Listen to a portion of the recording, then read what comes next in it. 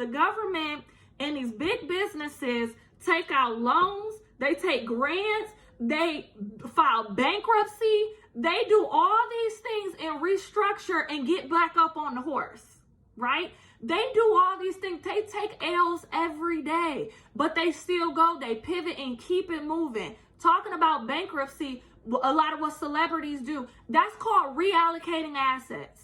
That's all that is. When they think of bankruptcy, for example, Bed Bath & Beyond declared bankruptcy, right?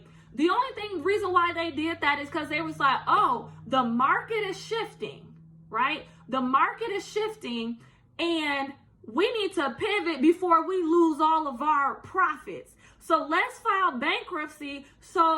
And they already in cahoots with the government, right? So the government don't care they filing bankruptcy. They already hand in hand back on the back end anyway, right? They just got to do it legally because they're a publicly trading company, right? So they just file bankruptcy and literally maintain their business under a different name. Or they'll hold on to their assets, act like they're going bankrupt, and all of a sudden you'll just see them online only, but they still have all their money in their account. But here we are as Black women, as Black men, right? As middle class, lower middle class, low income people thinking, oh, I can never file bankruptcy. I can never go back into the workforce. I can never admit defeat. I'll be ashamed if I start working for somebody else versus working for myself, when these people do it all the time. These people do it all the time. Talk about people when the PPP loans is happening. No, you should not be scamming. Right? Let's start there. Shouldn't have been scamming. However, taking a PPP loan, taking those grants that was given out during the pandemic, if you need to get back on public assistance in order to get a leg up, I don't care what it is. These big businesses are getting the same money from the same government that's giving public assistance, that's giving Section 8 housing. It's only one American government.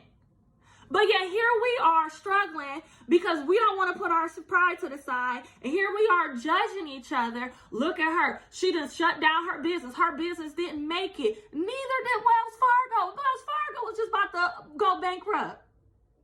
Bank of America was just in the news for going bankrupt. Ain't nobody dragging them.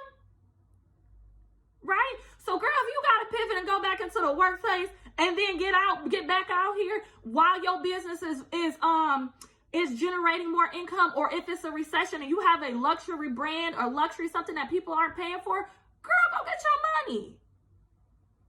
Go get your money, right?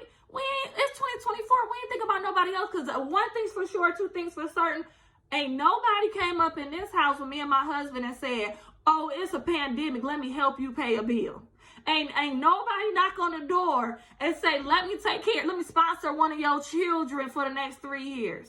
And so I'll be darned if I'll be thinking about what other people gonna do, think, or say when it comes to what financial decisions I'm making up in here.